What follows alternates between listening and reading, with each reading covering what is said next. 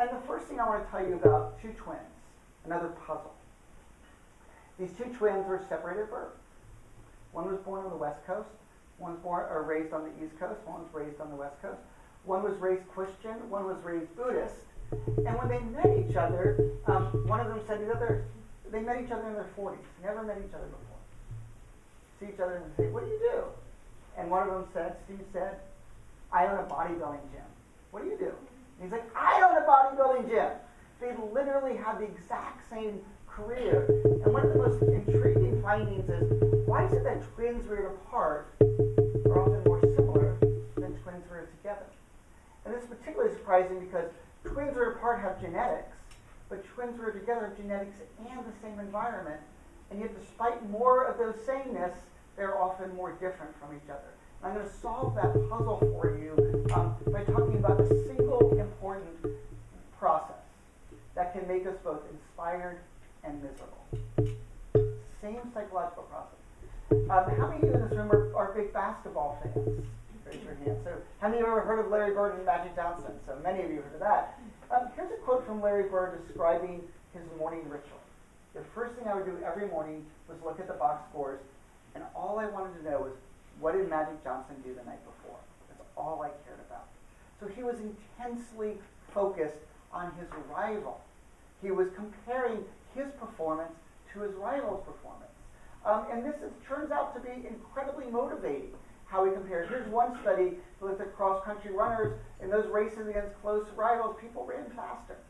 So one of the things that research teaches us is that comparing to other people, is an unbelievable source of motivation. But it can also have a negative side to it. And I want to show you a little video.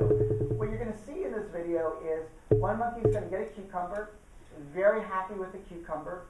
But watch what happens when he sees the other monkey get a more desirable food, a grape.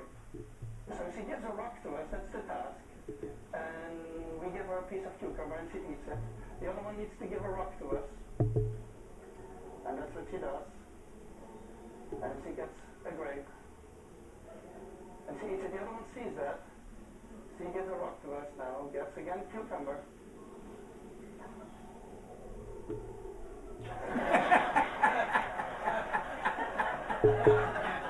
So notice that when gets a cucumber, you could give them cucumbers all day long and they'd be happy.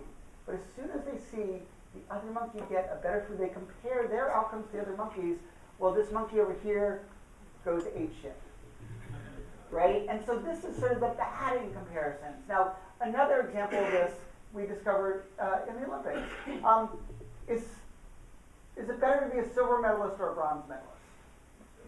Silver medalist, right? Silver is better than bronze. But let me show you a little data that challenges that. They analyzed in the, I think it was the 2012 Olympics, they analyzed the faces of people on the medal stand.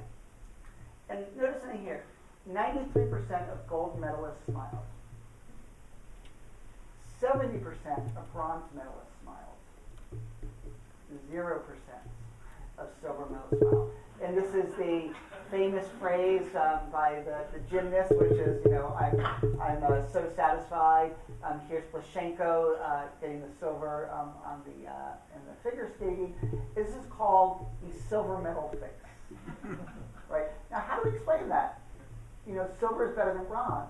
But notice the comparison. Here, if you're a silver medalist, you're comparing upward to the gold. And you think, and here, if you're the bronze medalist, you're comparing down to nothing. And so we can start to see how these comparisons really matter. Now, I mentioned rivalry helps motivate performance. Rivalry can also lead to unethical behavior. So Virgin Airways went to battle with British Airways. They had this great blimp, which is BA can't get it up, which they went over at London. BA fought back. They literally hacked into Virgin Atlantic's reservation system, called their customers on the phone and said, hey, I'm really sorry, your Virgin Airlines flight's been canceled, but we can get you a great deal on a British Airways flight, right? And so one of the things that we can see is it drives unethical behavior. Here's another study that I did, is we analyzed thousands of matches in the Italian Soccer League when people played against their rivals, that is someone within their same city, there were more red and yellow cards. So there's more fierce behavior going on. And many of us have seen that with the Yankees and the Red Sox with some of the fights that can happen in those matches. So I mentioned the good in comparisons, it motivates us, but there's a bad. It can create disappointment, the silver medal face, resentment, right, as we saw with the monkeys, and even unethical behavior, as we saw with soccer players and British Airways. So we need to find the right balance between being motivated and resentment. How do we get motivated and satisfied? I want to come back to that puzzle I had earlier about siblings. Why would siblings reared apart be more similar than siblings reared together? The reason why is that when twins are reared together, they compare to each other. And that comparison can motivate them, but can also create resentment. And I can give you an example from my own experience. When I was 12 years old, I ran a 10K race, a 6.2 mile race, in 46 minutes. It's pretty good, right? My twin brother ran that race in under 44 minutes. So by the time I was 13, he was still a cross-country runner. I was no longer a runner. I differentiated myself by doing something else. I ended up becoming a wrestler and doing some other activities. And so we can see here is that these twins who were reared apart didn't have to fight or compare with each other. They could just go off on whatever interested them without having that process. So one of the first tensions that we have to solve is that tension between motivation and resentment. And we can do that through finding the different ways that we can each be successful.